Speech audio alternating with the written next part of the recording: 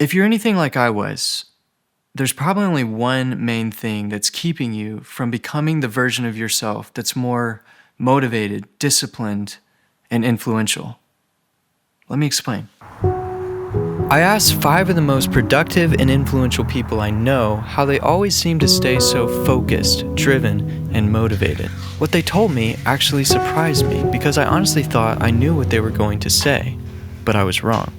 I'm not here to waste your time. This video is not just about fluff and meaningless motivation for your day. This entire idea is incredibly complex and overwhelmingly deep. Or so I thought.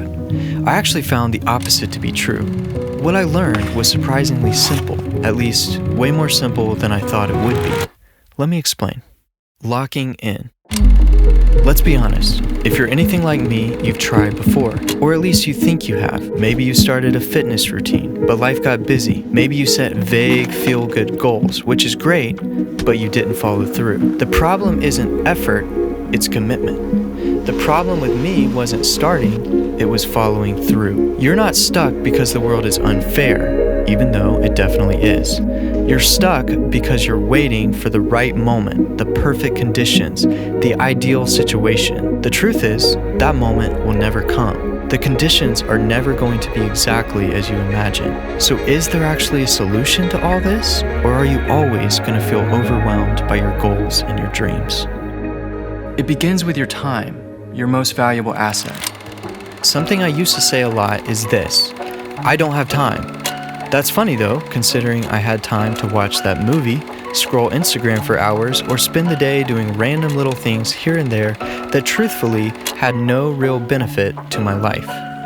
The truth is, we do have time, but most of us are probably spending it wrong. So if we break it down, we have 24 hours in a day. You sleep for 8, go to work or school for another 8, take 2 for daily necessities, that still leaves 6 hours of free time. So why does it feel like we have no time? It's because those hours are not being used wisely.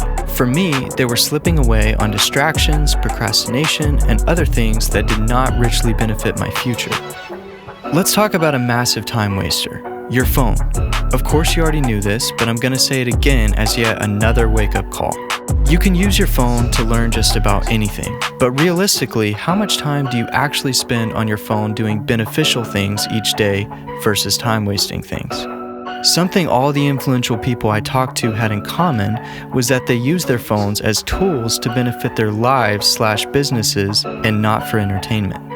So I had to ask myself why I was using my phone so often to waste time instead of using it to build something meaningful.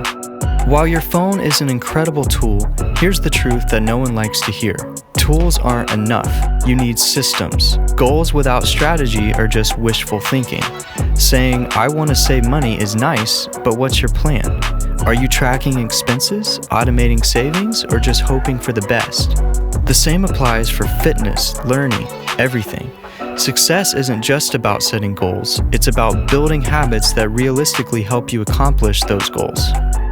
Another thing they all have in common is something most of us want to avoid: the grind. Everyone loves the idea of success, but few are willing to put in the time, and even fewer are able to determine the wisest way to spend their time. Also, please don't mishear me. Don't think I'm saying all this as if I've got it all figured out. Of course, I don't. I'm learning from people who are a lot further along than I am and trying my best to figure out what it is exactly that got them there. Most of the work is boring, it's repetitive, it's choosing discipline over distractions. It's putting in the reps when no one is watching, when no one cares, when there's no applause. Does that mean you should work 24/7 like a machine? No, but it does mean you need to stop chasing the illusion of perfect balance. People want to have it all: work, growth, relaxation, fun. But in reality, if you truly want something, sacrifices have to be made. Your goals won't magically fit into whatever scraps of free time life gives you. You have to intentionally carve out that time. You have to actually force it. Because here's the bottom line: this year is not going to change your life unless you choose to change yourself. So if you really want to lock in this year, I want to encourage you with this. Today, take one small step in actually doing something and not just dreaming about it.